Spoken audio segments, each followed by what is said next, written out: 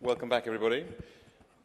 We now have a very exciting panel on inspiring change, the role of media and film in advancing solutions for our planet, ably moderated by our moderator, Hayden Turner, a presenter at National Geographic, who, as we discovered yesterday, has something of a fan club in Indonesia. Hayden. Thank you very much. Thank you very much, Charles. Welcome, everyone. Thank you very much for coming this afternoon on the second day of this fantastic summit. I'm surrounded here by people that have incredible experience in media, and it's a pleasure to be here to be able to share some ideas and some future solutions with you. And we really would like to keep it very relaxed and very organic today, and open the floor towards the end with some questions from you would be fantastic. So, inspiring change, the role of the media and film in advancing solutions for our planet. Where do we start? That's the first thing. There's so many different types of media around these days, and things that are in our face constantly, and I think everyone on the panel here will have some wonderful things to say at that. Please let me just introduce the panel to you. On my left is Wima Witala, the former presidential spokesman. He's a PR consultant with Intermatrix Communications and a well-known media personality. To my right, Graham Hill, founder of treehugger.com, the leading media outlet for making sustainability mainstream, and is VP of Interactive Media Planet Green. To the right, Nadia Hutagulung, who most people would know, and I sat with yesterday on a great panel. She's a regional TV personality and a wonderful person, environmentalist, founder of greencampong.com, which is another fantastic website. And last but not least, I certainly say that Matthew Godfrey is the president of Y&R Asia and was the CEO and COO of Publicis Asia, and he's going to be able to give us some wonderful insight into his arena as well. So I might just start off by letting the panelists introduce themselves a bit more and give us a bit more of their feelings about the role of the media and film in the future and how it can apply to solutions for saving and protecting our planet. Vima, can I start off with you? Thank you very much, Hayden. It's a great privilege to be sitting here with all of you respected experts. I am not an expert. I am sometimes respected, but mostly I am around. So I will not introduce myself here in Jakarta. It would be difficult to filter out. I would rather go to the points that I have for these 5 minutes, and probably will not use that much because I have assembled these points and typically on my BlackBerry. First of all, Indonesia is not only a model for climate change to be attacked like in Kalimantan, but it's also a model for media development.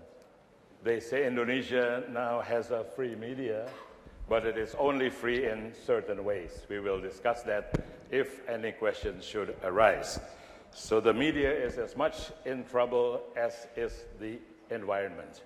Number two, media here is free of state control, but it is not free from the control of money and power. And in some people, the money and power is in the same hands. Local people will know who I mean, but I will refrain from such rudeness in this forum, unless I'm asked. Thirdly, climate change is an intensely political issue. People in the street don't see it, as an environment issue. It's just, are you for or against the government? Are you for and against SBY? And because the government is a coalition government, at lunch today, I witnessed a cabinet minister who said you should not look at red as an objective.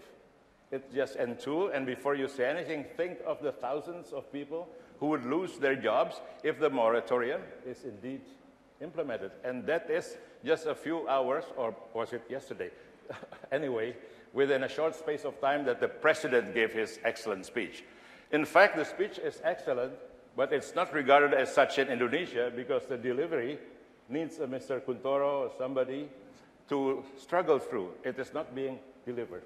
Okay, the next.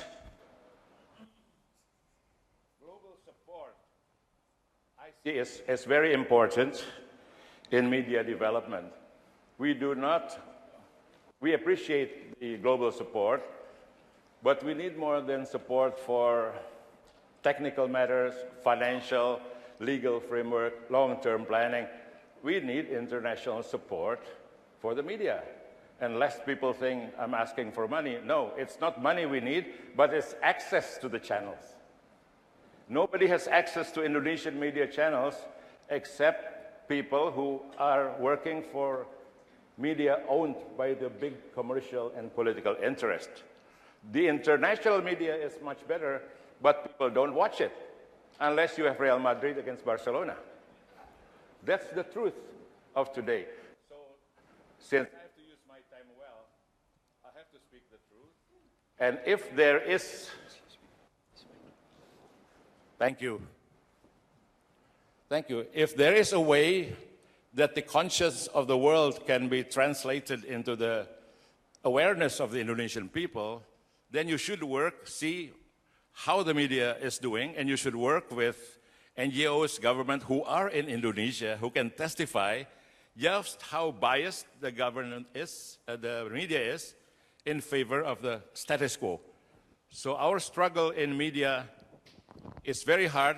Before we need to convince people on the street, we have to convince the Minister of Agriculture that climate change is not a manufactured issue. Thank you. Thank you very much. I'll get you to hold on to that, just because your mic's playing up a little bit. Nadia, I'm going to jump across and... Sorry, you were all ready then, weren't you? Oh, no, that's okay. Do you want to give her the microphone, though? I think We seem to be not having much luck with these. I think Nadia's is working. I think it's Okay. just sometimes when you sit You told me to keep my microphone. Okay, hi, I'm Nadia Hutagalung, and some of you might be familiar with who I am. I've been in front of the camera for 25 years now, and it was when I moved to being in front of one of these cameras that captured voice, also I realized that I had the power of my own voice as well. Now, being one of the pioneering hosts on one of Asia's most popular music channels, that was streamed into millions of homes across Asia, it gave me the platform to speak about these causes that really meant so much to me. Now, my family hails from Sumatra. That's why my last name is Hutagalung. I'm Batak, and my mom is Australian. And in the 70s, she was in Indonesia, and she happened to rescue 2 orangutan that had been stolen from the zoo in Bandung. She'd caught wind of this, and she said, okay, I need to try and help these orangutan out. So she traveled from Bandung to Kalimantan, a Dutch woman who had one of the first reserves there, and she brought them back for those orangutan to be rehabilitated. So orangutans, their habitat and environment were very close to my heart, and that's where my passion started. Aside from all of the other things that my mom has done, she's my greatest inspiration. Now, in the years since, I have been nominated for and won Asian Television Awards.